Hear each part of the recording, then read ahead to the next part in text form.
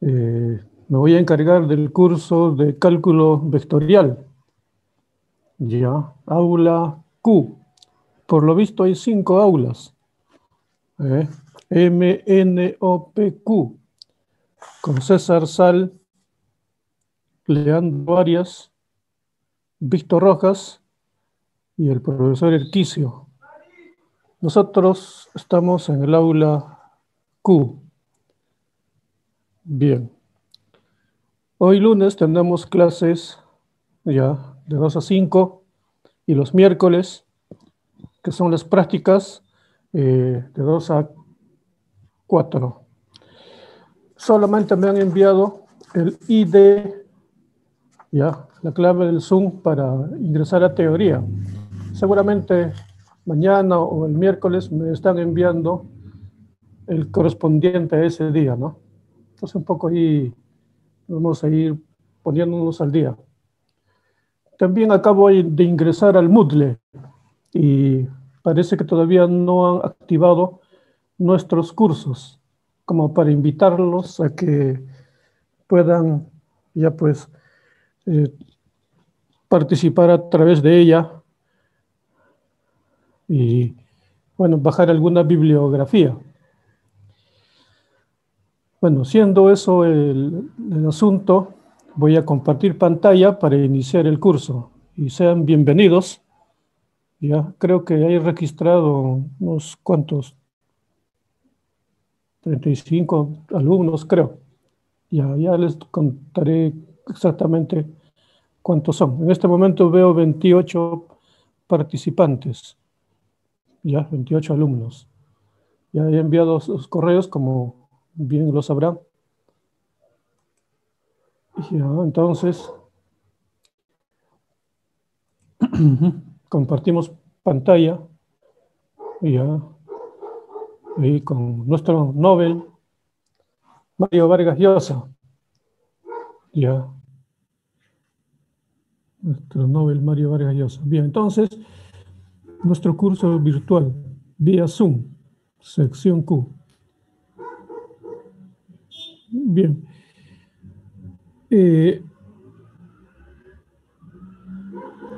Como les decía, ya, recién me he enterado ayer que tengo este curso. Ya, eso ha pasado con muchos profesores. Nos han cambiado de cursos y ya pues ayer comunicaron, inclusive hoy temprano, ya, por ejemplo, esto de acá, las claves para enviarlas vía Zoom, me llegaron a las 10 de la mañana. Y así, ¿no? Entonces, así está el panorama. Ya, y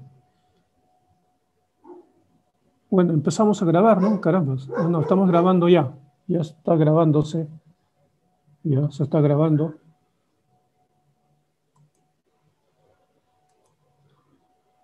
Bien. Se está grabando ya la clase. Ya, entonces empezaremos con nuestro curso de cálculo vectorial. Bien. El curso comienza pues con lo que llamamos la teoría de curvas. Pero a grosso modo podríamos hacer una descripción panorámica del curso. A ver, siempre es bueno presentar de qué trata el curso. Ya, ¿de qué trata el curso? Vamos a un espacio en blanco, ahí está un espacio en blanco. A ver aquí.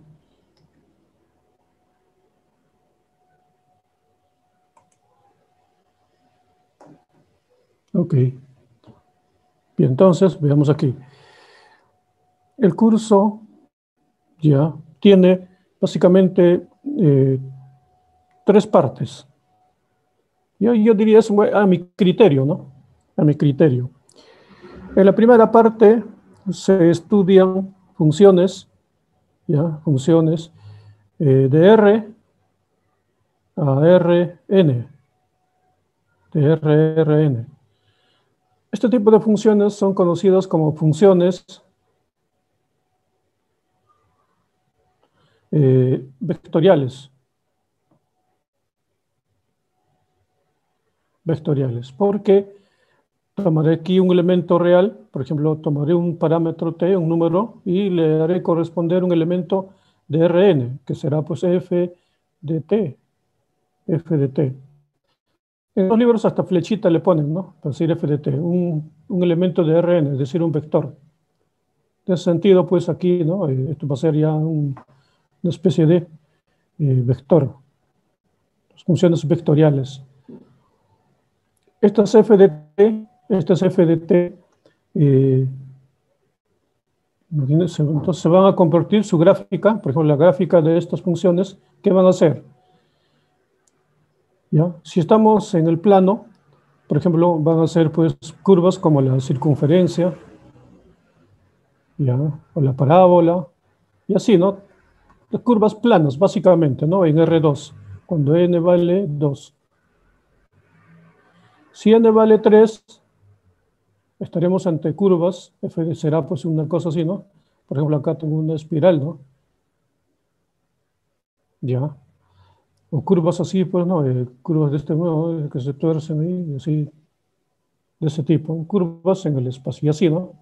Entonces, estas ideas se generalizan para Rn, ¿no? Curvas en R4, ¿ya?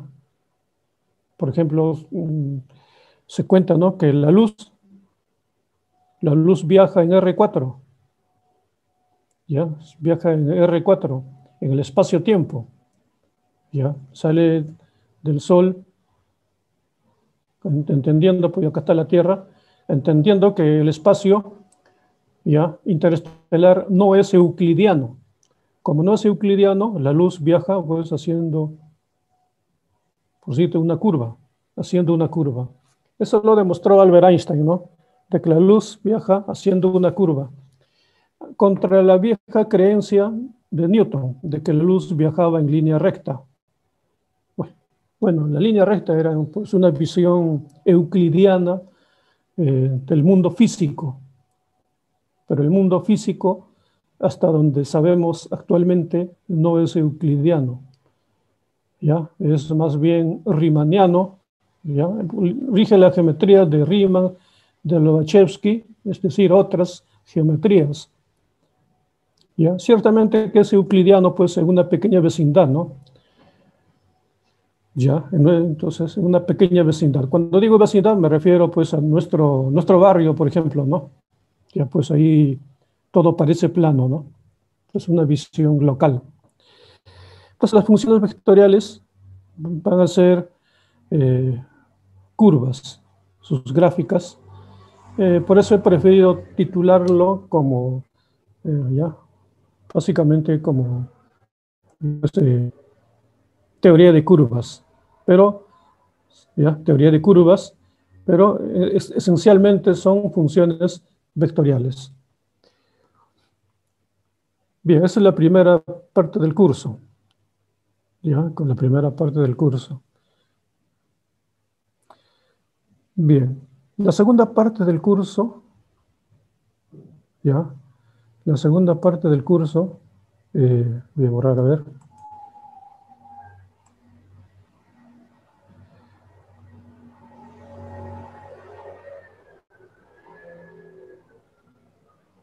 La segunda parte del curso, ya,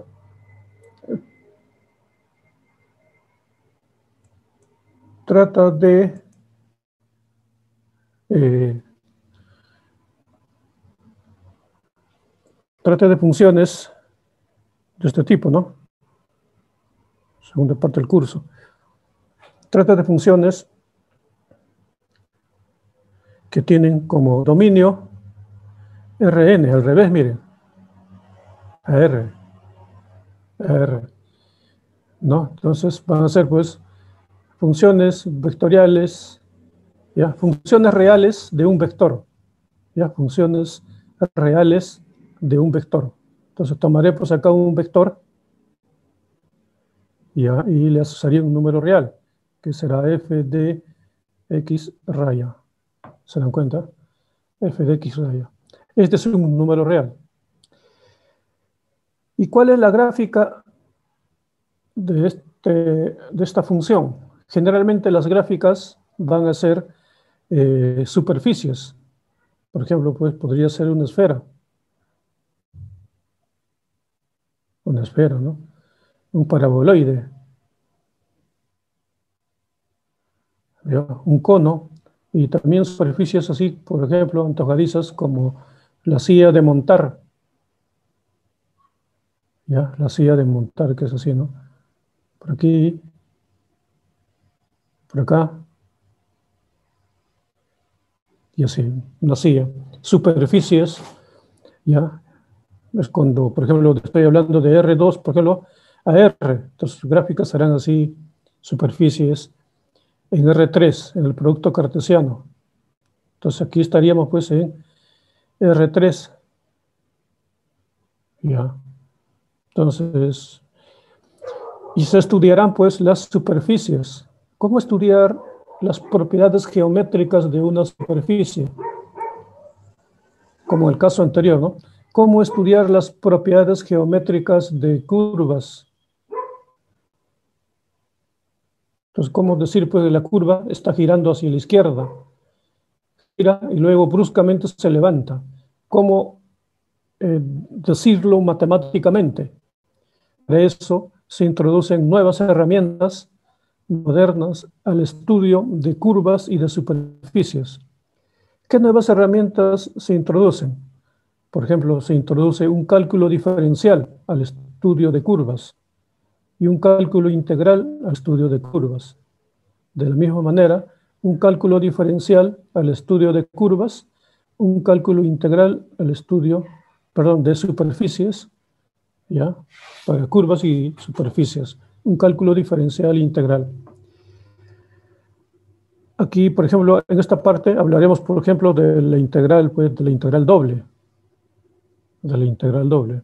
Habrán interrogantes como, por ejemplo, aquí tapamos con un plano el paraboloide. El volumen que encierra se puede calcular. También se puede o deberá calcularse no solo el volumen, sino también la superficie lateral del paraboloide, ¿no? Es esta superficie, ¿no? Esta superficie. ¿Cuánto mide la superficie? Todas esas cosas se hace aquí, ya, con las integrales. ¿Y cómo saber, pues, que acá hay un máximo y aquí hay un mínimo? Entonces, para eso tendremos, pues, la derivada, ¿no? La derivada que nos dará información acerca de máximos y mínimos también. Mire, aquí hay un mínimo, pero también es un máximo con respecto a lo de abajo. Es decir, es un punto de inflexión. Es mínimo para esta curva y es un máximo para esta curva de acá. Y así. Bien, entonces, este es el lenguaje que estaremos manejando, las integrales dobles, entre otras cosas, para funciones de este tipo, de Rn a R. El tercer tipo eh, de función que vamos a estudiar van a ser funciones, pues, eh, más o menos así, ¿no? Entonces, vemos acá.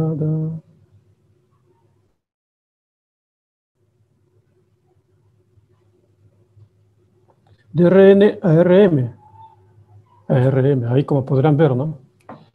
Es decir, acá tengo un vector y le asocio otro vector, le asocio otro vector. Pues acá tengo un vector en R2 y acá tengo un vector en R4. Entonces imagínense, ¿no? O de R2 en R2. Por ejemplo, cuando N y M valen 2. Entonces tendremos ahí. Entonces, pues, estos son vectores, ¿no? Entonces vamos a tener que dibujar los elementos de estos vectores de acá. Los vectores, por ejemplo, podrían ser cosas como esta de aquí, mira, sí, ¿no? Un palito, palito, algo así. Imagínense que cada uno de estos palitos fueran flechitas, Y así aparecen los campos vectoriales. Por ejemplo, un campo vectorial paralelo, ¿no? Y así. Entonces, un campo vectorial que es simplemente una función de este tipo. Bien, entonces establecido que los campos vectoriales son funciones matemáticas, también aquí se introduce un cálculo diferencial y un cálculo integral. Acá aparecerán pues las integrales, ya, sobre integrales vectoriales, ¿no? Ya, sobre este tipo de funciones. Entonces, aparecerán grandes teoremas como el teorema de Green, el teorema de Gauss, el teorema de Stokes, conceptos como la divergencia y rotacional de campos vectoriales. Y con esas herramientas incursionar pues a las llamadas ecuaciones de Maxwell, ¿ya? Ecuaciones de Maxwell, que están, cuatro grandes ecuaciones de Maxwell están descritas en términos de funciones de este tipo. Bien, entonces básicamente estas son las tres partes del curso. Se estudian estas tres funciones. Se estudian estas tres funciones. En el camino irán apareciendo pues otros conceptos, ¿no? Ya, que iremos presentando, ¿no? Por ejemplo, trabajo, integrales de superficie, integrales de línea, pero en perspectiva estudiar el comportamiento de los campos vectoriales. Entonces, bienvenidos al curso de cálculo vectorial. Un libro clásico es el libro del profesor Marsden Tromba. Marsden Tromba, mundialmente conocido. Creo que en la red está, ya, Marsden Tromba. Para esta parte, ¿no? De cálculo de campos vectoriales. Para la primera parte de curvas, ya, está el libro del profesor Manfredo do Carmo. Ya está en la red, por si acaso, Manfredo do Carmo.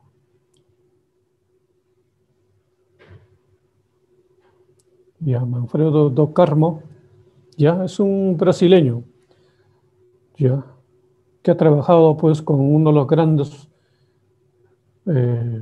conocedores de la geometría diferencial en el mundo, en la Universidad de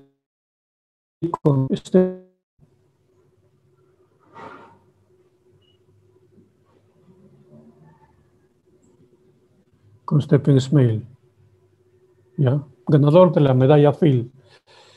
Bien, entonces empecemos nuestro curso. Hecha algunas de estas descripciones.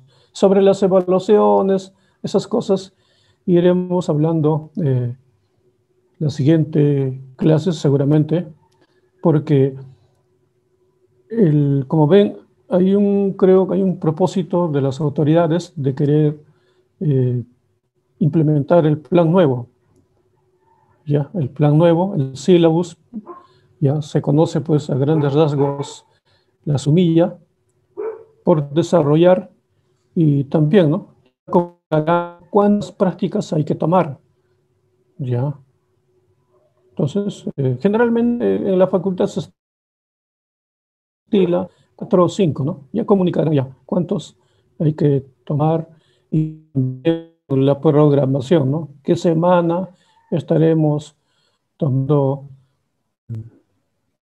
ya la primera práctica? Lo que sí es, eh, por razones de acreditación, es tomar una prueba de entrada. ¿Ya?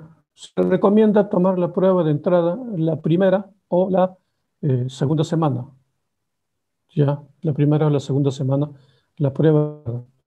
Y ya les estaré comunicando eh, cuándo le vamos a tomar la prueba de entrada. La prueba de entrada, como saben, eh, ya el profesor tiene la libertad de ya barajar 4 o 5 puntos, ya, y, y bonificarlo en la primera práctica calificada. Bien, entonces ese es el asunto. Ya estaremos conversando un poco más sobre la prueba de entrada. Más bien, empecemos el curso. Ya. Teoría de curvas. Bien, bien, para que no se distraigan conmigo, ya, concentrémonos en la imagen que está frente a nuestra pantalla. Ya, podemos imaginar las curvas, como se podrá ver, ya, como trayectorias de una bala, ¿no? Disparada por un cañón. Entonces ahí está una curva ahí en el espacio, ¿no? Una partícula cósmica, por ejemplo, el viento solar, ¿no? El, el sol, ¿no? Irradia partículas y algunas de estas partículas llegan a la Tierra, ¿ya? Y bueno, pueden estar ingresando por el polo y bueno, y describe pues una trayectoria de este tipo, ¿no? Una trayectoria así, ¿no? En forma de hélice, ¿no? Entonces, partícula cargada ingresando a la Tierra. Bueno, esas son descripciones, ¿no?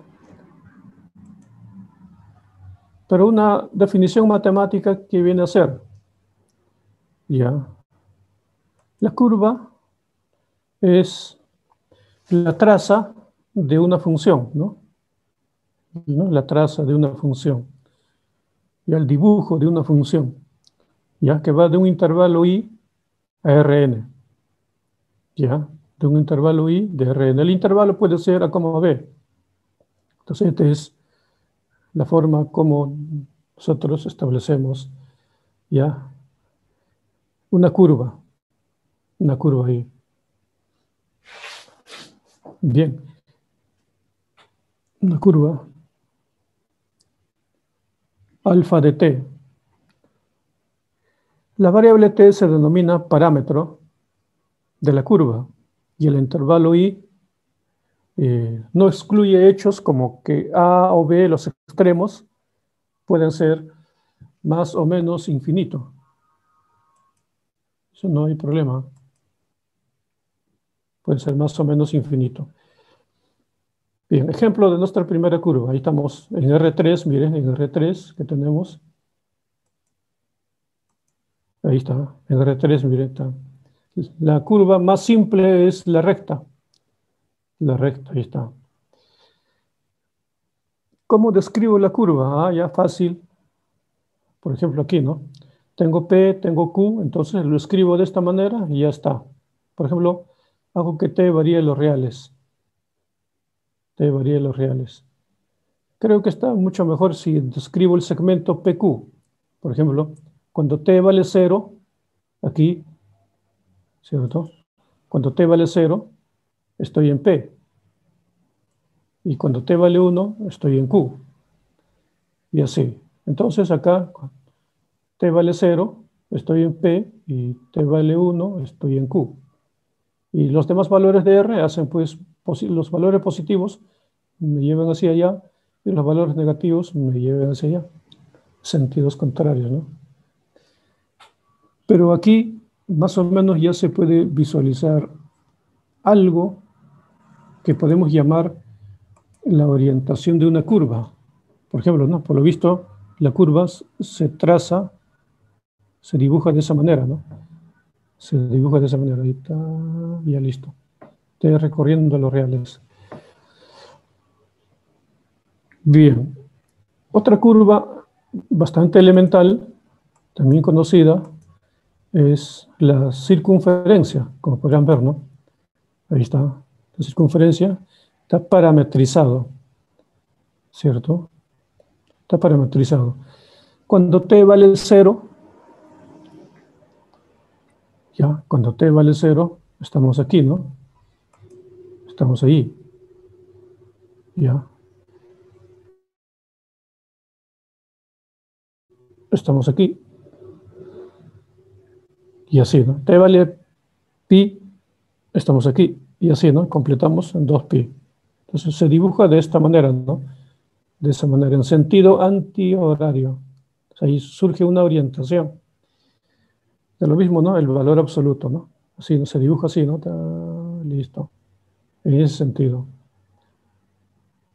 Ahí tenemos entonces mostrado una curva en R3 y un par de curvas en R2. Las curvas en R2 son las llamadas curvas planas. Bien, algunas observaciones.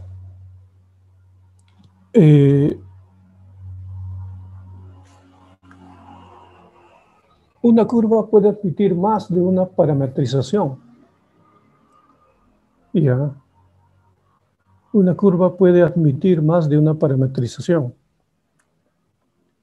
Por ejemplo, mire aquí, acá está mi circunferencia. Acá está, ¿no? Es la circunferencia.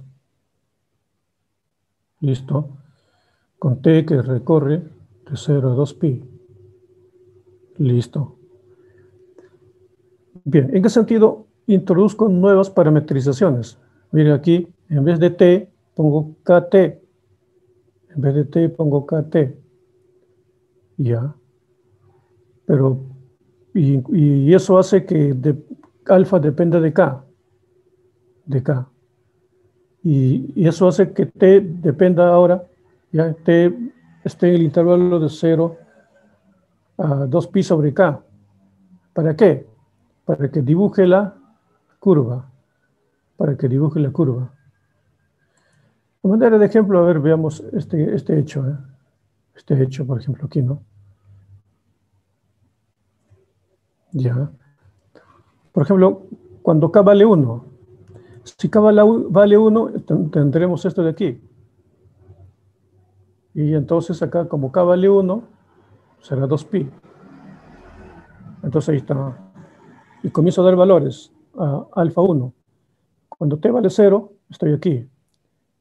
Cuando t vale pi medios, estamos aquí, en el eje Y. Y cuando t vale pi, estamos aquí. T vale 3 pi medios, estamos aquí. T vale 2pi, estamos aquí. Muy bien, hemos dibujado la curva. ¿Qué pasa cuando k vale 2? Acá coseno de 2t, seno de 2t. Pero como k vale 2, entonces t varía de 0 a 2pi. De 0 a 2pi. Cuando t vale 0, estoy aquí. Estoy ahí.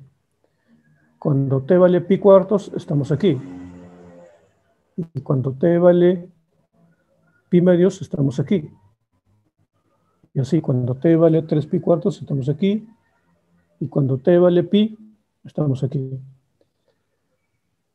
Asumiendo que t sea el tiempo.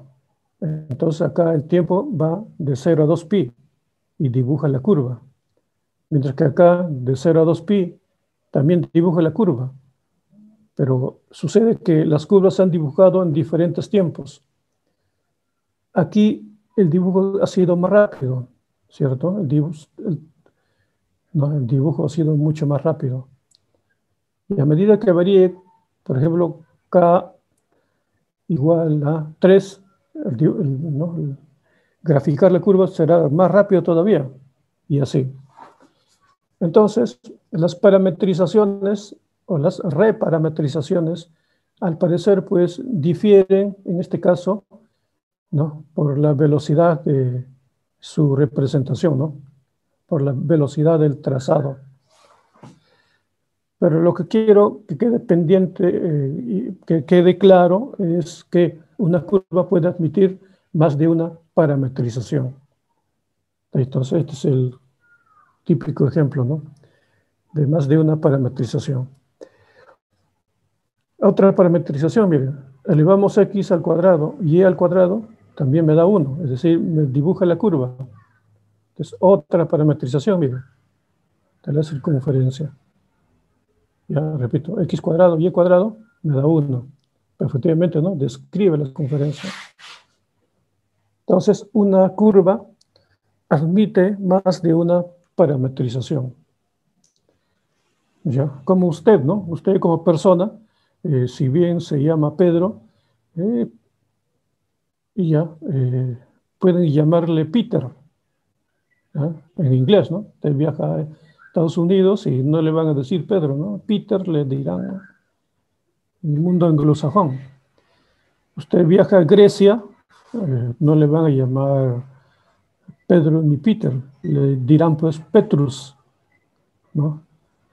Petrus es Pedro en griego. Y si usted viaja a Italia, ¿qué nombre le pondrán? Pietro, ¿no? Pietro, y así. Entonces, usted admite más de un nombre. Entonces, esta curva también admite más de una parametrización. Pero eso sí, la curva es la curva, no varía la curva, ¿no? Como que usted es usted, ¿no? Por más nombres que le pongan o le cambien de nombre, usted no deja de ser usted. Entonces, un poco así, ¿no? ¿No? La curva no varía en su, ¿no? En su representación.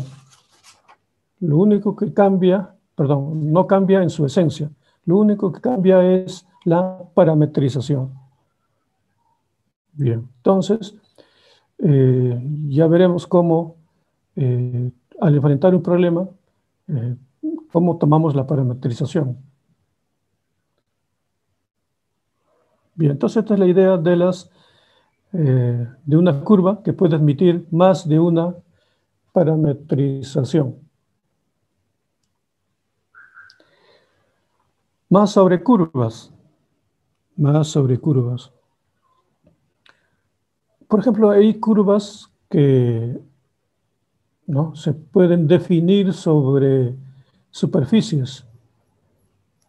Ya, imaginemos pues aquí, ¿no?, y una mosca que esté caminando por aquí, ¿no?, sobre la superficie del cilindro y bueno, define una curva.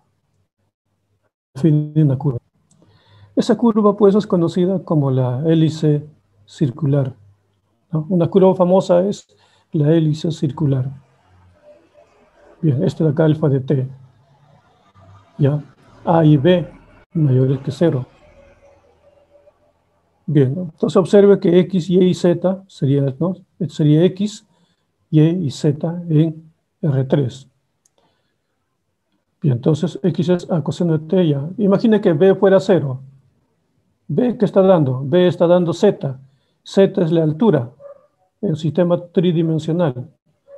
Si Z vale 0, entonces nos quedamos en el plano. Al quedarnos en el plano, tendremos una circunferencia, que sería este de acá. ¿Ya? Este de acá sería la circunferencia en el plano. Por eso A es positivo, ¿no? Y B positivo, ¿qué significa? Que la curva le da vida a Z, es decir, hará que vaya subiendo la curva. ¿Ya? Entonces, de ese modo, justamente es lo que se tiene, ¿no? Por ejemplo, cuando t vale 0, estaremos aquí, miren. Cuando t vale 0, estoy aquí, en alfa de 0. T vale pi medios, estaremos aquí, ¿no? T vale pi medios, miren. Estaremos aquí en el plano y, z. ¿Ya? Alfa de pi medios está en el plano y, z. T vale 3 pi medios, ya estamos acá, este puntito. Y así se va trazando punto por punto, entonces va emergiendo esta curva, conocida como la hélice circular. Muchos problemas quedan pendientes, ¿no? Como por ejemplo, de este punto a este punto, ¿cuál es la longitud de esa curva? ¿Cierto? La longitud de la curva.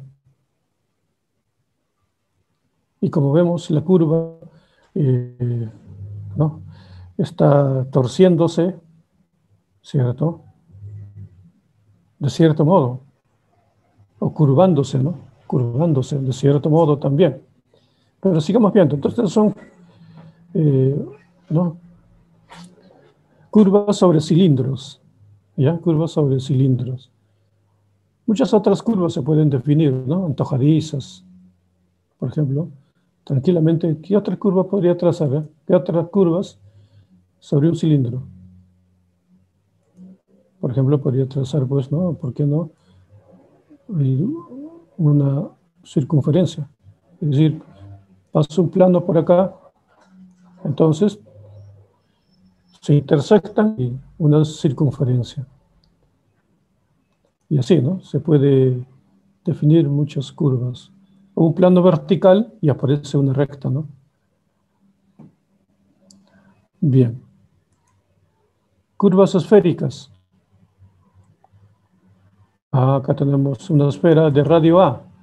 Una esfera de radio A. Bien, entonces afirmo que esto de acá es una curva esférica. La primera componente es X, la segunda componente es Y, la tercera componente es Z. ¿Ok?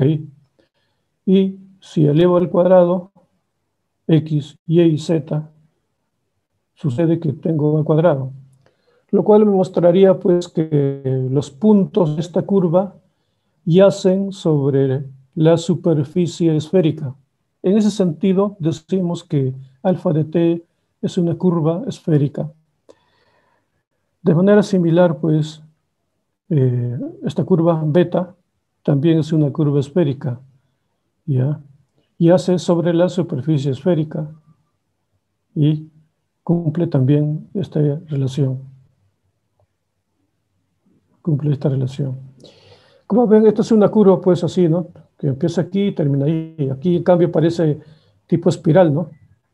¿Cómo discriminar? ¿Cómo saber si la curva será una espiral o una curva así simple, ¿no? Entonces, habrán herramientas que den información acerca de la naturaleza, pues, de las curvas. Entonces, el propósito es estudiar curvas con herramientas modernas.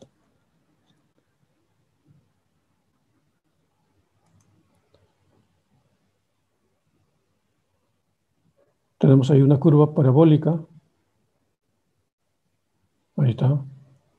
Entonces, un paraboloide. Una parábola rotada define, pues, un paraboloide. Ahí está una curva. Alfa de t es una curva parabólica. Ahí está, X, Y y Z. Ya, X, Y, Z. Y esta que viene a ser, ya, la ecuación que define un paraboloide. Claro, si usted anula esto de acá, sí, y cuadrado, desaparece y cuadrado, se queda con z igual a x cuadrado. Y eso sería una parábola. ¿Se dan cuenta su trazo? Si desaparece la x, queda z igual a y cuadrado, también una parábola. Y así, ¿no? Ya veremos técnicas apropiadas también para graficar superficies. Y otras superficies y otras curvas. Por ejemplo, acá, ¿no? Imagínense que esta es la cámara de una llanta, una dona, entonces una curva. Acá la silla de montar, ¿cierto? La silla de montar, una curva sobre la silla. Entonces, algunas preguntas pueden también hacerse, ¿no? Por ejemplo, tengo el punto P y tengo el punto Q. La pregunta es, ¿y cuál es la ecuación de esa curva que une P y Q? Bueno, alguien podrá decir, pues, la ecuación de la curva que puede unir P y Q. Bueno, hablando de la curva, ¿no? Podrían haber, pues, imagínense, ¿no? Aquí, eh, esto de acá, esto de aquí, pasan todos sobre la superficie. Y así, ¿no? Muchas otras. Pero me puedo interesar por una curva en particular, la curva alfa, que pueda unir P y Q, pero alfa sea de longitud mínima. Entonces, la búsqueda de una curva de longitud mínima que pueda unir P y Q es el problema de las geodésicas, porque aquí hay otra curva que une P y Q pero no es de longitud mínima. Inclusive puede venir por acá, ¿no? No es de longitud mínima. Entonces, la búsqueda de una curva de longitud mínima es el problema de las geodésicas. ¿Se dan cuenta? Y así.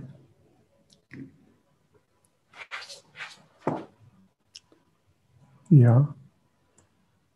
La luz cuando viaja en el espacio-tiempo, ya, viaja a través de una curva. La pregunta es, ¿esa curva es una geodésica? Ujú. Entonces surgen principios, al parecer sí, surgen principios como que la naturaleza de por sí minimiza, o sea, minimiza ya las distancias en este caso con curvas de longitud mínima, minimiza distancia con curvas de longitud mínima, y así, ¿no? La naturaleza minimiza, optimiza. Entonces un poco eso motiva el problema de las geodésicas. Bien, entonces dados P y Q, hallar la curva de longitud mínima con extremos P y Q. Ese es el problema de las geodésicas. Ahí tenemos una hélice cónica, miren, ahí está, ¿cierto? La ecuación del cono, listo. Entonces, curvas. A ver, más curvas, a ver. Estas son curvas sobre superficies. Ahora, podríamos tener curvas como intersección de superficies. Curvas como intersección de superficies. Bien. Por ejemplo, la denominada curva de Viviani. Y ya. Tengo aquí una esfera, la ecuación de una esfera, como para ver, ¿no? Ahí está la ecuación de la esfera, mira, ahí está la bola. Y esto es un cilindro. Ahí está el cilindro, la ecuación del cilindro. Ahí está, se ha intersectado. Bien. Al intersectarse la esfera y el cilindro, definen esta curva que está en rojito. Es la curva de intersección de ambos ahí. Ya. Entonces hay una curva que se define como intersección de las dos superficies. Nos interesa encontrar la ecuación, ¿ya?, de esa curva, conocida como curva de Viviani. Entonces parametrizamos, a ver, parametrizamos el cilindro. Ahí está el cilindro, mire, el cilindro. Ya. X, Y. Prácticamente el cilindro pues, es una circunferencia centrado en R medios, ¿cierto? Es una circunferencia centrado en R medios. Esto de acá es una circunferencia en R2, mirándolo en R2, es una circunferencia centrada en R medios. ¿Y qué hay con la Z? Z, como no aparece, recorre los reales. Z, como no aparece, recorre los reales. En ese sentido, la circunferencia, ¿ya?, y sus zetas, prácticamente,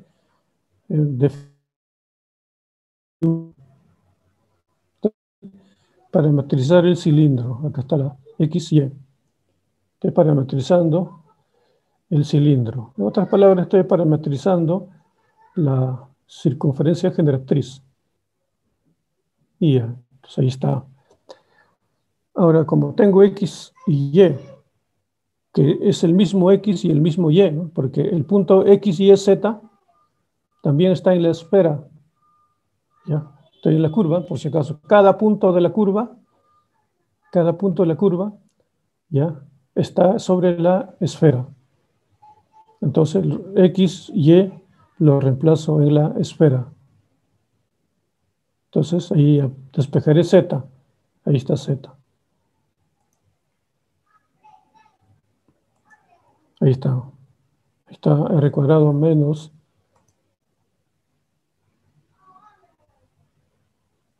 Ya estoy reemplazando aquí. Z, z cuadrado. R cuadrado menos X cuadrado menos Y cuadrado. Está. X cuadrado, Y cuadrado, ya lo elevado al cuadrado. Acá seno cuadrado con cuadrado se juntan, ya queda menos R medios a la cuarta, o al cuadrado. Ya, con R cuadrado queda R cuadrado medios. Y así. Acá también, ¿no? Mira, acá R cuadrado sobre acá, seno con seno, todo eso, ¿no? Se simplifica.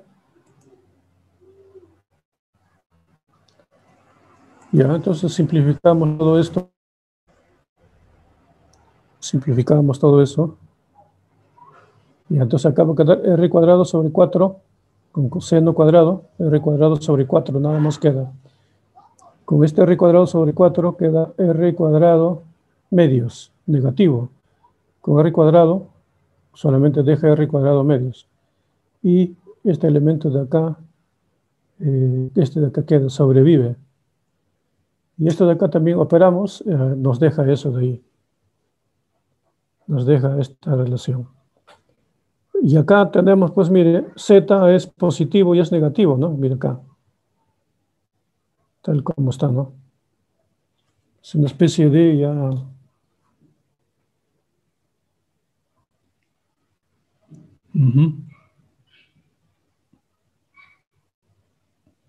Una cosa así, ¿no? Z al cuadrado igual a, por ejemplo, igual a 1 al cuadrado. Entonces, ¿qué tengo? Z es igual a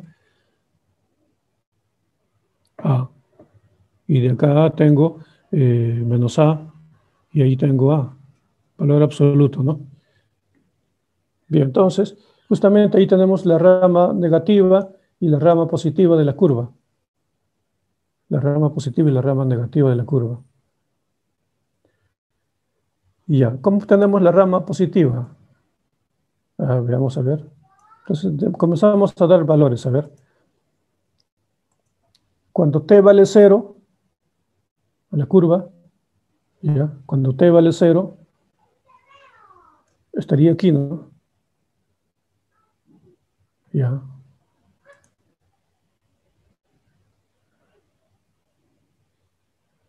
Ya, perdón, cuando t vale 0, estaremos aquí, en R, en este puntito. Cuando t vale pi, estaremos acá arriba. Cuando t vale 2pi, bajamos. Estoy dando valores aquí. Y cuando t vale 3pi, otra vez estoy aquí. Y cuando t vale 4pi, otra vez estoy aquí. Entonces, de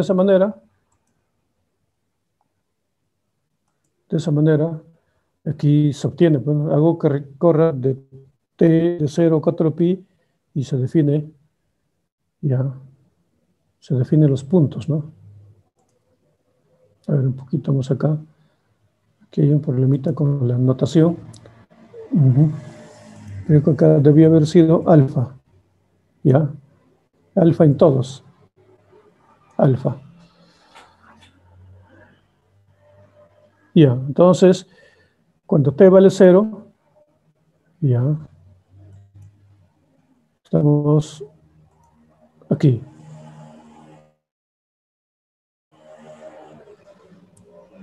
T vale pi, estamos arriba.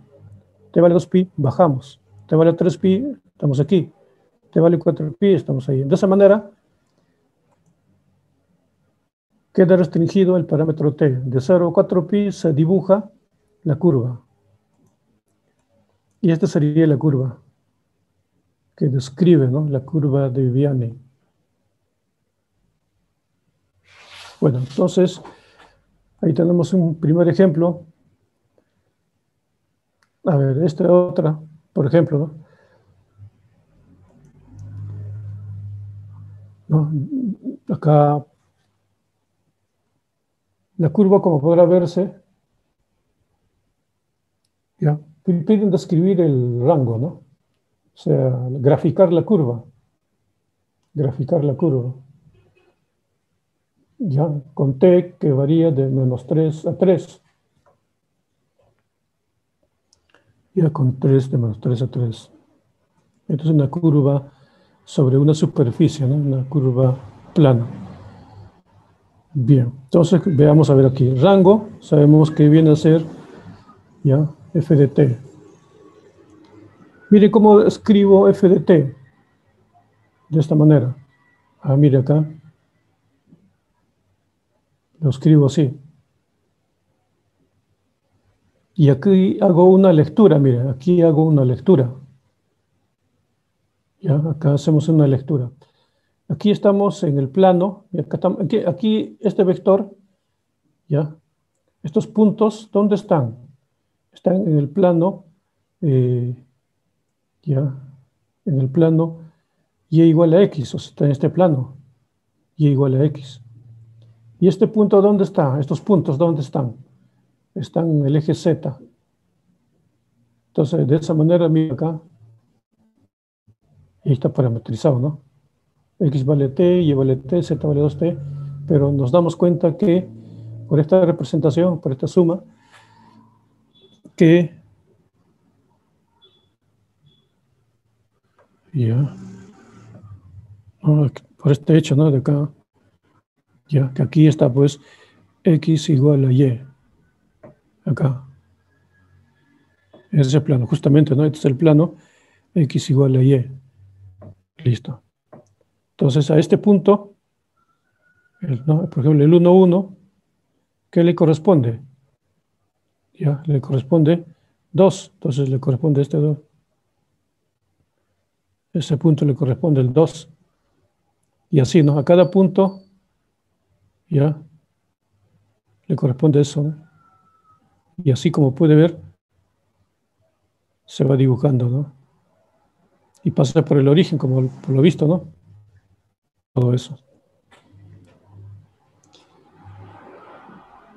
Y entonces ahí tiene pues ahí una curva sobre una superficie, ¿ya? Que ha sido bosquejada, ¿no?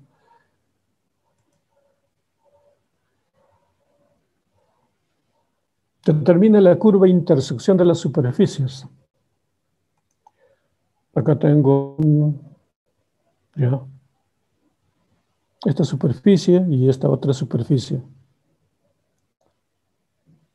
Que pase por el punto 1, 1, 1. Solución. Si sumamos las dos superficies o las dos ecuaciones, llegamos a esta relación, ¿no? Estas dos de acá, sumamos, llegamos a este punto. Parametrizo aquí, miren. Parametrizo x y z. X, z. Bien. Ya, x, z.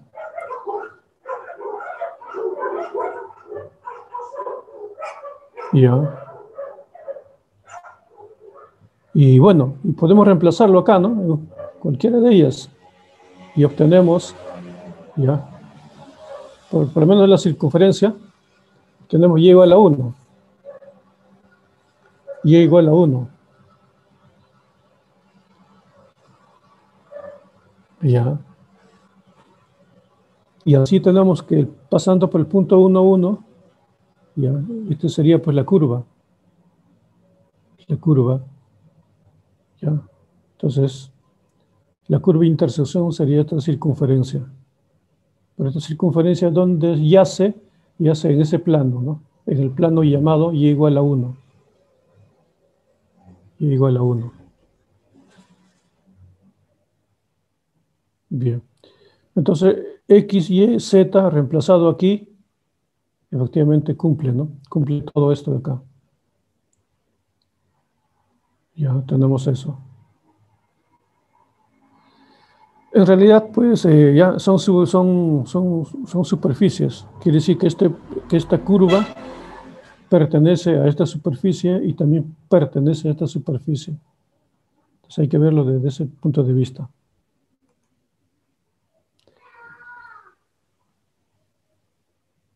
Y ya. Alfa de t es la curva intersección de las superficies. Acá tengo dos superficies. ¿cierto? Ahí está mi par de superficies de este de acá. O sea, las superficies. Estas dos superficies se intersectan y me da... En realidad, viéndolo bien, esto de acá es una esfera, ¿no? Miren, tal como está, es una esfera. Y esto de acá es la ecuación de un plano, ¿no? Entonces, prácticamente es una especie de plano que se intersecta con una esfera. Entonces, prácticamente va a definir un qué, una curva, esto de acá. Un plano con una esfera, bueno, tendremos al parecer una circunferencia, ¿no? Al parecer. Ya. Bien, entonces hallar la proyección de la curva. Entonces, esta es la curva, ¿no? Esta es la curva. Esta curva se proyecta ¿dónde? Sobre el plano XZ. Entonces hay que hallar la curva, ¿ya? Y la curva proyección, ¿no? Esta curva se proyecta, imagínense, esta curva se proyecta sobre el eje real, imagínense, sobre el eje X. Entonces se proyecta sobre el eje X que definiría un intervalo, ¿sí o no? Un poco esa es la idea también, ¿no? Proyección. Entonces veamos.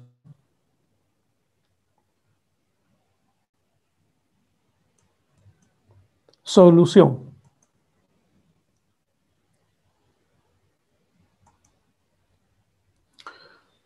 Y ya, entonces en la primera eliminamos y o despejamos y, miren, y igual a 4 menos x, muy bien. Sumamos menos 2 a cada lado. Menos 2 a cada lado, ahí está menos 2. Y el menos 2 lo reemplazo en la superficie ya de arriba. Entonces voy a tener ya acá x2 menos x, 2 menos x al cuadrado se suman estos de acá, ¿no? Van a ser iguales. Efectivamente llegaremos a esto de aquí. Llegaremos a esto. Ya. Pero esto de acá, ¿qué viene a ser? Mire, x y z. El hecho de que tengamos x y z ya significa que estoy en el plano xz. Ya. Y igual a 0. Bien. Esta sería la proyección. Esta sería la proyección. ¿Ya? Esto que viene a ser, a grosso modo, bueno, parece una circunferencia, ciertamente, ¿no? En el plano y igual a 0. Perdón, cuando lleva el 0 estoy en el plano XZ. Bueno, a ver acá, operando aquí, operando acá, Ah, ya, es una elipse. Ya, es una elipse. Efectivamente, ¿no? Una elipse. Ya, entonces, a grosso modo, ¿qué ha pasado?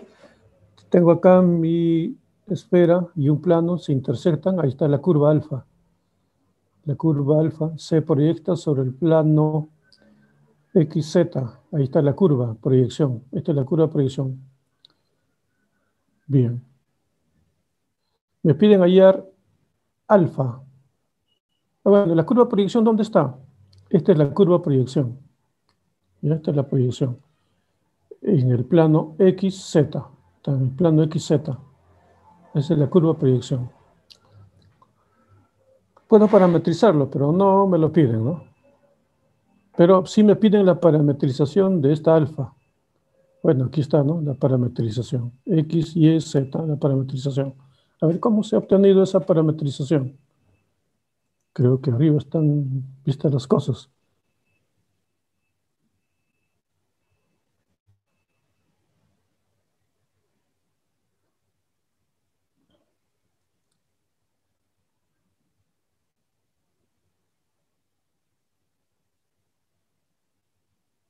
Ya. Bueno, aquí, ¿no? Esta parte primero, ¿no? Bueno, acá si usted ve acá, ¿no? X menos 2. Ya.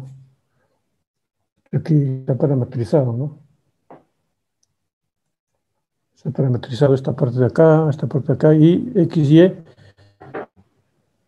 ya.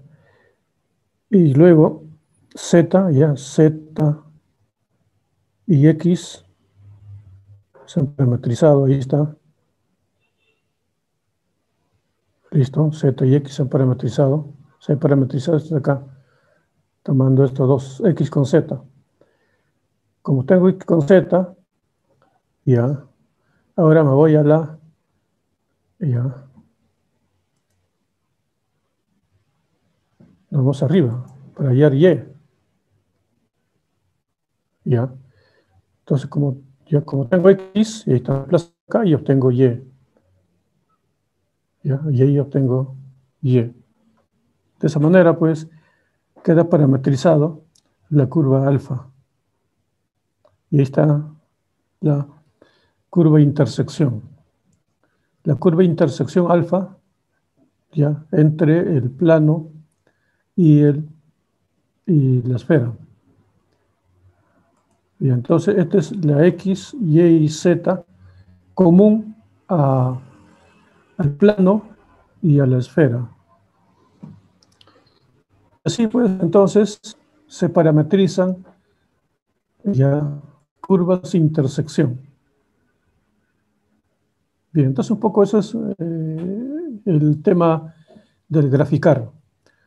Como decía, intentamos introducir un cálculo diferencial y un cálculo integral en estos asuntos. Bueno, entonces empezamos con los límites. A ver, partamos de una idea intuitiva. Tengo acá mi función vectorial, como puede ver, ¿no? T, un número real, y rango, un vector. ¿Ya? Para cada T es un vector.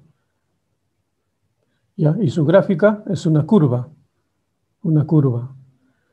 Bien, ¿qué pasa? ¿No? Una idea, ¿no? Cuando T tiende a 2, cuando T tiende a 2, entonces esto de acá tiende a 4 y tiende a 8.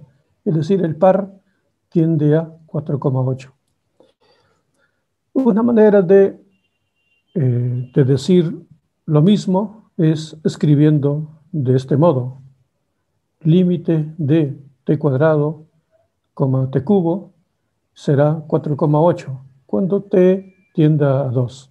Entonces ahí aparece ya pues el símbolo del límite, ¿no? Si bien la matemática ya es una ciencia extremadamente formal, no deja de ser también un lenguaje. Y eso es lo que pretendo mostrar en esta parte, ¿no? La matemática es un lenguaje para expresar ideas y conceptos. En este caso, la idea de límite. Entonces aquí interviene el papel del lenguaje para decir en símbolos, ¿ya?, lo que queremos manifestar, ¿no?, en términos geométricos. Definición del límite. Ya. El límite, ya, como verá, pues en el lenguaje que estoy estableciendo, ¿no?, acá tengo límite de esta función, será este vector. Entonces el límite de f de t será b, un vector, ¿no? Si, solo si, para cada épsilon mayor que 0 existe un delta también mayor que 0, tal que si t está en el dominio de f, claro, porque va a evaluarse en f en t, si t está en el dominio de f, ¿ya? Y esta diferencia es menor que delta, entonces esta diferencia también es menor que épsilon. Salvo esta notación de acá, si fuera valor absoluto, esta es norma por si acaso, norma, porque estamos en Rn, acá t es número real t sub 0, entonces esta es diferencia de números reales. Y esto de acá es una norma, porque b es un vector y t es un vector. Entonces, si esto de acá fuera valor absoluto, entonces coincidimos con la idea, pues, de que tengo una función de a, b en Rn. perdón, en R, en los reales. Se reduce a los reales. En otras palabras, es casi la misma definición, salvo esta notación final, ¿no? Rn.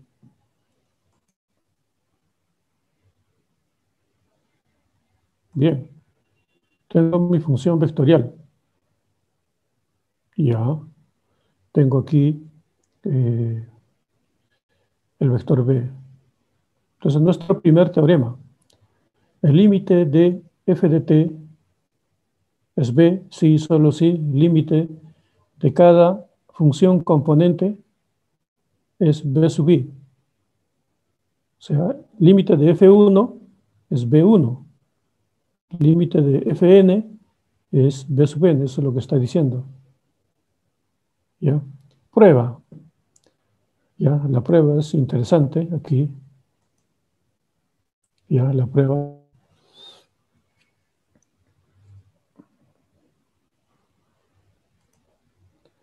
Veamos aquí.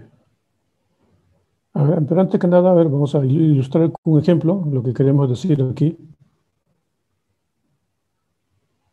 Ahí está. Mire el límite.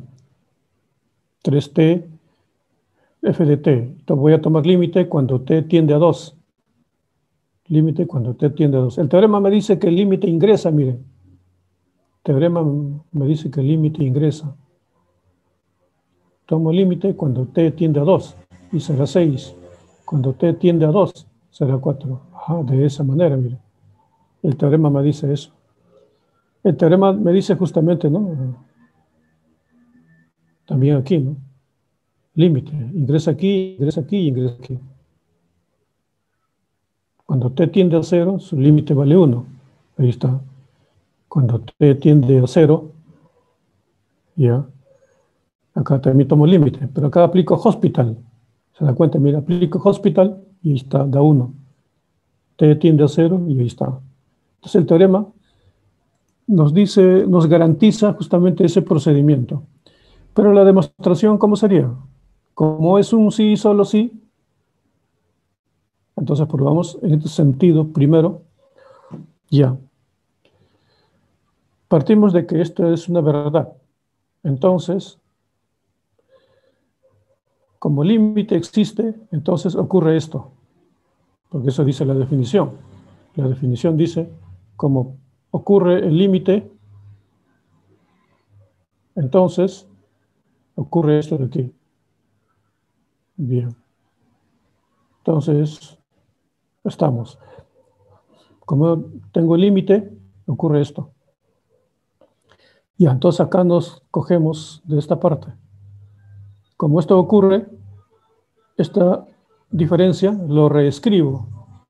Ahí está reescrito, mire. Está reescrito de esta manera. ¿Cómo es? A ver, veamos acá. F de t, ya, tiene n componentes. P también tiene n componentes. Acá será pues, F1 menos B1, ¿cierto? Las segundas componentes, ¿cómo serán? Sus segundos componentes se restan. F2 menos B2. Ahí está. Y así, hasta el último, ¿no? F sub 1 n menos B sub n. Entonces, de i igual a 1 hasta n sus diferencias. Y como estoy tomando norma, al cuadrado, su raíz. Prácticamente ahí está. La norma de un vector. La norma de esa diferencia. Pitágoras, ¿no? En Rn. Y ahí está. Ahora, ¿cuántos sumandos tiene esto de aquí? Tiene n sumandos. N sumandos. Pero, y todavía al cuadrado. Entonces, bien, podría tomar uno de ellos. Uno de ellos podría tomarlo. Entonces, este elemento está aquí dentro. Ya, es uno de ellos, de los n. Entonces, en ese sentido es mayor o igual. Acá, ¿no? El todo es mayor que la parte. Ya. Eso está ocurriendo aquí. Bien. Ahora, cuando este épsilon tienda a 0, ¿qué va a pasar aquí? Por la desigualdad, cuando épsilon tiende a 0, porque épsilon es un número mayor que 0, ¿no? Pero tan pequeño como uno quiera. Entonces épsilon, tan pequeño como uno quiera, tiende a 0. por la derecha, entonces esto de acá, ¿qué va a pasar? Estos dos elementos se van a pegar entre sí, ¿no? Uno se aproxima al otro. Entonces va a ocurrir esto de acá, ¿no? En el límite se da la igualdad. Igual a 1 hasta n. Listo. Entonces vemos pues que si el límite existe, entonces f sub i es el límite de b sub i. En el otro sentido, si esto pasa, también pasa al otro lado.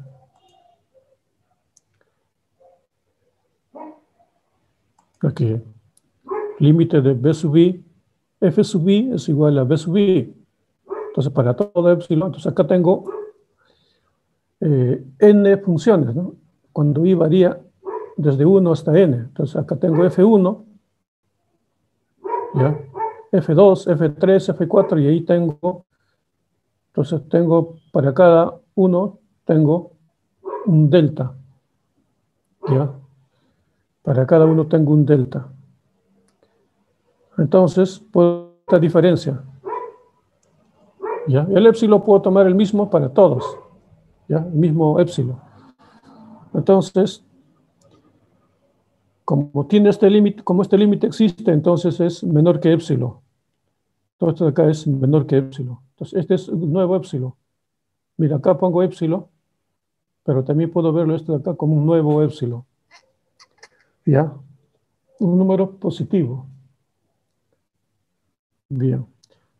Ahora, esto de acá, como sabemos, se escribe así también, ¿no?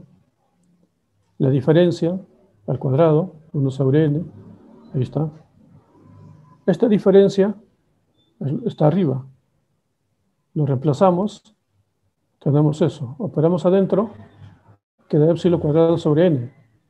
Sumamos en épsilon, ahí está, sumamos. Y ahí tendremos épsilon. Esto de acá, ¿qué significa? Cuando épsilon se hace tan pequeño como se quiera y positivo, entonces esto de acá, f de t, se aproxima a b. Pues, como quien dice, se pegan, ¿no? Lo cual significa que es el límite. Y tomo el delta para este límite, ¿ya? Como el mínimo de los delta i. Y entonces, el teorema garantiza, como decía, que el límite puede ingresar a cada componente, ¿ya? A cada componente del vector. Operaciones de límites, como ya sabemos, muy similar. Tengo f y g funciones vectoriales, tal que el límite de f de t es b, límite de g de t es c, límite de phi de t es r, donde este phi de t va a ser una función real, ¿ya? De un intervalo como b a los reales. Ya entonces me va a dar un número, mientras f y g, sus límites son vectores. Entonces, límite de una suma, ahí está, suma de límites, ahí está. Límite de un producto, límite de un producto, está producto de límites, mire. Pero f de t es un vector y g de t es un vector. Entonces lo que tenemos aquí es un producto interno. Acá tengo un producto interno, b y c, producto interno. F por g, f es un vector, g es un vector. Entonces, este es un producto vectorial. Entonces, este es un producto vectorial. F, ya, por, y entonces ahí tengo el límite de f de t por límite de g de t. Es decir, el producto vectorial de b por c. Entendiendo que el producto vectorial ya está definido ya, como ustedes lo conocen. Acá también, ¿no? Límite de phi de t, límite de f de t. Pero el límite de f de t es un número real. Entonces acá tengo r por b.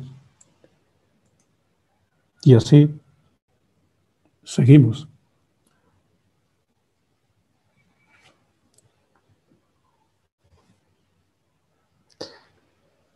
Bien, entonces, ahora sigamos con la idea de la continuidad.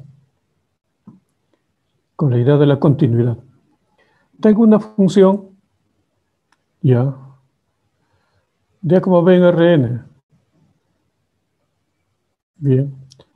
Se define la continuidad de este modo, ¿no? La función f es continua en t sub 0 si para cada épsilon mayor que 0 existe un delta mayor que 0 tal que f de t menos t sub 0 sea menor que delta, entonces pasa esto. Similar a la idea de continuidad en los reales. Salvo que esto de acá cambia, ¿no? Acá es norma de estos dos vectores. ¿Ya? Estos de acá son vectores, por eso se toma la norma. Si fueran números, sería pues valor absoluto, nada más. Y coincidiría con lo que ya sabemos. La idea de continuidad es bastante elemental, ¿no? Por ejemplo, acá, mire, acá hay un huequito, ¿no? Acá también, ¿no? Entonces, esto es una curva seccionalmente continua. Se interrumpe por tramos. En cambio, acá esta función es continua, miren, continua. Listo. Curva continua. Entonces, es la misma idea que tenemos.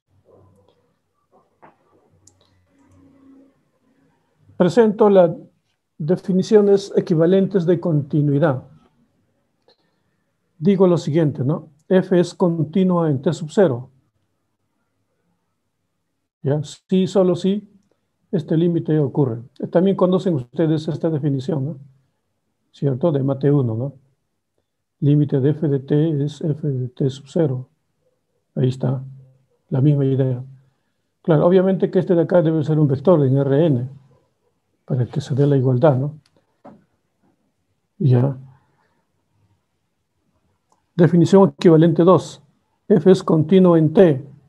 Entonces, pasa esto de aquí.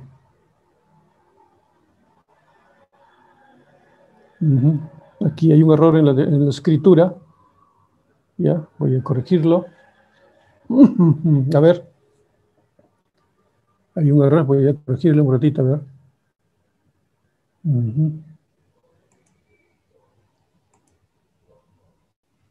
Acá debería ser ahí.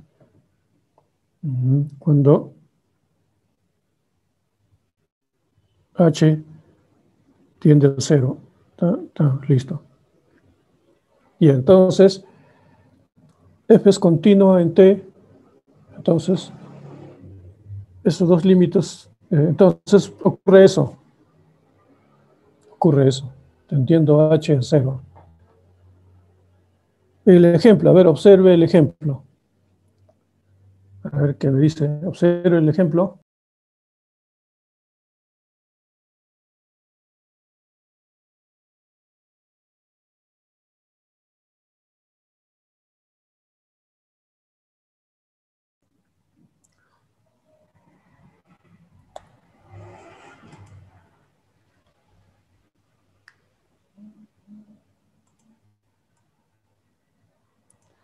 Ya, ok. Entonces, el ejemplo, como puede ver, es continua en t igual a 0, puesto que ocurre esto de aquí. Ya. Cuando t tiende a 0, ¿no? T tiende a 0, entonces pasa esto acá. Prácticamente es la definición equivalente 1. Verifica la definición equivalente 1 y así podemos afirmar que f es continua en t sub 0. Este otro ejemplo que dice, ahí está. Acá mire, el límite existe, pero f evaluado en 0 no existe, ¿no? Porque acá tengo 0 sobre 0 y eso no existe. Entonces, no es continuo, ¿no? Hay una ruptura ahí en 0. Otro teorema, a ver, sobre continuidad. Mire aquí, tengo mi función vectorial compuesto por n funciones componentes, f1 de t, f2 de t, fn de t. Cada función componente, como f1 de t, es una función real, de R en R, son números reales. Entonces, f de t, la función vectorial, será continua si cada componente es continua. Eso dice el siguiente teorema. Entonces, f de t será continua si cada función es continua. Justamente ahí se observa ahí. Demostración, ahí está la demostración. Si f es continua, entonces, por definición equivalente 1, tenemos esto. Por ser f continua, pasa esto de aquí. El lado izquierdo se escribe así. El lado izquierdo se escribe así, por un teorema anterior. El lado derecho se escribe así, ¿no? Por la forma como se definen las funciones vectoriales. Ahora acá tengo dos vectores de Rn. Igualdad de vectores. Primera componente con primera componente. Segunda componente con segunda componente. Y así sucesivamente tenemos que la componente i-ésima, ¿no?, de un lado es igual a la componente i-ésima del otro lado. Es decir, tenemos esto. Entonces, acá tengo sí, solo sí, sí, solo sí. ¿Qué significa esto de acá? Una lectura de esto. Prácticamente esta es la definición equivalente, ¿no? 1. Pero para FI, eso me demostraría pues que FI es continua. Es continua. Entonces, es interesante, ¿no? Que F, función vectorial será continua si las funciones componentes son continuas. Unos teoremas sobre continuidad. Si tenemos dos funciones continuas en Rn y en t sub 0, ya, entonces la suma es continua, la diferencia es continua, el producto interno es continuo, el producto vectorial es continuo, ¿no? Son también continuos en t sub 0. Además, esta función real es continua en t sub 0, entonces este producto, esta nueva función, phi f, también es continuo en t sub 0. Considerando que f es continua y g es continua, probaremos que la suma es continua. A ver, veamos entonces. Continua en t sub 0. Y este límite, a ver, este límite. Y este límite, f más g, ahí está. Límite de f, límite de g. Es simplemente notación, ¿no? Notación. Como f es continua, entonces, por definición equivalente 1 es igual a f sub 0. Como g es continua, por definición equivalente 1 es g de t sub 0. Y acá suma de funciones se escribe de esta manera. Acá arranco con f más g, termino en f más g. Y son iguales, que satisfacen definición equivalente 1. En consecuencia, f más g es continua en t sub 0.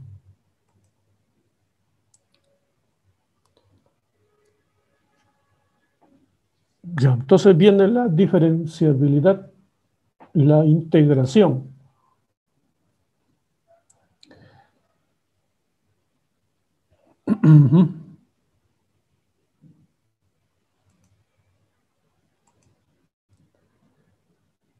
Debemos tener presente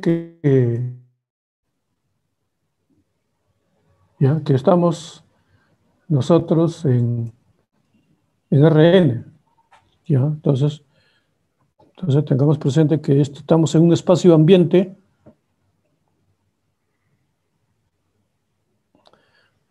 Estamos en Rn. Bien, entonces, en Rn, bueno, pues hay un sistema de coordenadas, ¿no? Por ejemplo, acá está el origen militar, el origen. Y hay una curva dentro de Rn. Entonces, puedo definir, ya, este de acá, ¿no? Este vector posición, f de t. este otro vector posición, ¿ya? F de t más h,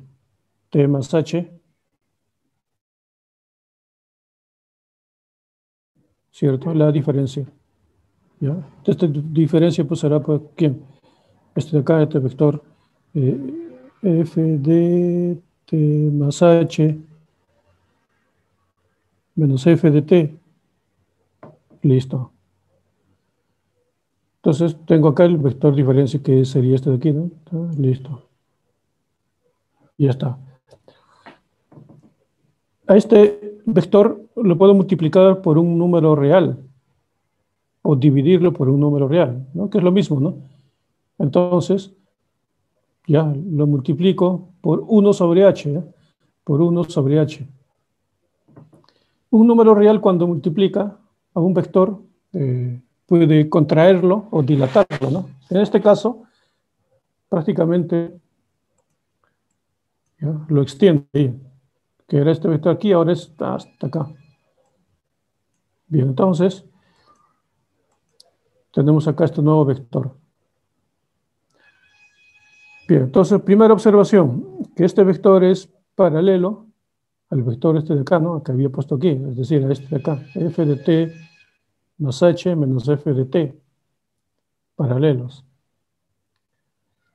Bien, ¿qué pasa cuando h tiende a cero? Acá está f de t, acá está f de t más h. Cuando h tiende a cero, sucede que este punto tiende a irse así, ¿no? Se va acercándose. Pero ¿qué pasa con este vector de acá? Ese vector de ahí tiende hacia, irse hacia acá, ¿no? Así, una especie de eh,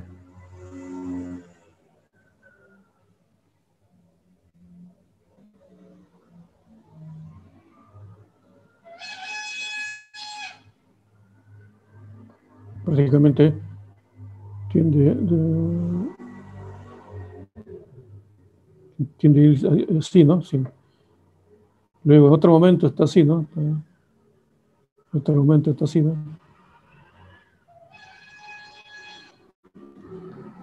Y entonces cuando tenemos que h tiende a cero, entonces este punto de acá tiende a irse hacia allá. Y este vector justamente tiende a irse hacia este lado. Hasta que cuando h ya realmente pues, tiende a cero en el límite, prácticamente se va a convertir ¿en qué? En un vector tangente. En un vector tangente. Entonces este vector tangente ya a la curva en el punto f de t, ya, le daremos un nombre a ese vector tangente. Ya, le daremos un nombre, pero más aún, ¿no? Más aún, hasta lo renombraremos. Como estoy tomando límite, cuando h tiende a cero, ya no olvidemos nuestro lenguaje, ¿no? H tiende a cero, entonces este vector es el vector tangente, ¿no? Es el vector límite. Entonces es tangente a la curva en f de t. Entonces a este vector tangente le voy a llamar, ya este vector tangente, le voy a llamar f', f'. Mucha notación, ¿no? Entonces le llamamos f'. F' es el vector tangente a la curva en f de t. ¿Ya? F' es vector tangente a la curva en f de t. Y se denomina la derivada de f en el punto f de t. Es la derivada. ¿Ya? Es la derivada. Una pequeña observación. Este vector tangente sigue la dirección de c. ¿Qué significa que sigue la dirección de c? Significa pues que, si ustedes se dan cuenta, el vector c es así, perdón, la curva c está ahí. Habíamos dicho temprano, ¿no? La curva va así. Entonces el vector tangente, mire, y va ahí, acá hay otro vector tangente, mire. El otro vector tangente, mire. Entonces sigue la dirección de la curva c. Es importante ese detalle para algunos problemas. ¿Ya? Esta es la diferenciabilidad. propiedades de la diferenciabilidad. Y luego viene la integración. ¿Cómo introducimos la integral en este asunto? Y así. Pero como verán, pues ya se me acabó el libreto por hoy día. Entonces, deberé seguir elaborando mayor material para presentarles el curso. Entonces, como ve, ya estamos presentando ya las funciones vectoriales, teoría de curvas, ya, teoría de curvas, curvas sobre superficies, curvas alabeadas, curvas intersección de superficies, curvas sobre superficies, curvas intersección de superficies, proyecciones, límites, continuidad de curvas, derivadas de funciones vectoriales y así, hasta la integración.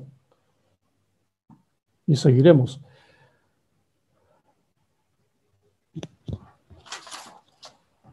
Bien. Nuestra próxima clase será el miércoles de 2 a 4. Ya. No dejen de asistir. Les estaré enviando el ID. Dejamos de compartir pantalla. Y ya. Por hoy día creo es suficiente a manera de, ya, de introducción con el curso. Ya tienen algo para ir investigando. Bien, entonces, jóvenes, nos vemos en la siguiente clase. Y así es que no hay alguna pregunta, alguna inquietud. Como les decía, el ID se va a enviar el día. Apenas me manden, se los envío, tal como ocurrió con el ID del Zoom de hoy. Me lo mandaron hace algunas horas y ya pues, y el fin de semana me dijeron, este curso va a enseñar. Ok, dije, ya entonces empecé a preparar el material.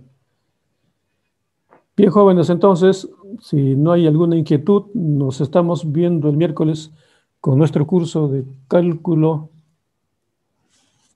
vectorial. Ya, estudien, porque este curso es central dentro de su formación matemática. Bien, entonces, finalizo, dejo de compartir pantalla y todo eso. Nos vemos el miércoles. Hasta la vista, jóvenes. Profe, Sí, te escucho. ¿la prueba de entrada será este miércoles o el siguiente ¿Cómo? todavía? La prueba de entrada será el siguiente. Eh, Convendría que no, mejor la próxima semana, porque quiero avanzar y así tenga algún material para seguir reflexionando sobre, ya, la prueba de entrada será, creo, la próxima semana. Y Profe, quiero gracias. hacer clase todavía, o sea, quiero avanzar y ahí ya tienen ya material para ir investigando, buscando todo eso. Bien, entonces prueba de entrada sobre 5 puntos. ¿Qué va a ser la prueba de entrada? A ver, ¿sabe usted invertir una matriz? Ajá. ¿Recuerda cómo se resuelve una integral? En esta parte del curso deberán repasar bastante métodos de integración, ahora que recuerdo. Ya, porque van a ver integral doble, integral triple, integral de superficie, integral de línea, y todo lo que estudiaron en cálculo integral, o mate 2, ya, deberán ponerlo a prueba. Entonces, de hecho, pues en la prueba de entrada ya de repente uno o dos integrales. Y también, ¿no? ¿Se acuerda? Deriva usted muy bien todo eso, ¿no? Entonces, usted debe manejar sus derivadas, sus integrales y, ¿por qué no? Sus matrices, porque también estaremos estudiando, enfocando con matrices el curso. Cuando lleguemos, por ejemplo, a la matriz, al máximos y mínimos, tendré que hablar de la matriz simétrica. ¿Y usted recuerda qué es una matriz simétrica? La inversa de una matriz. Entonces esas cositas deben traerlo como bagaje. Y preguntaré sobre eso, ¿no?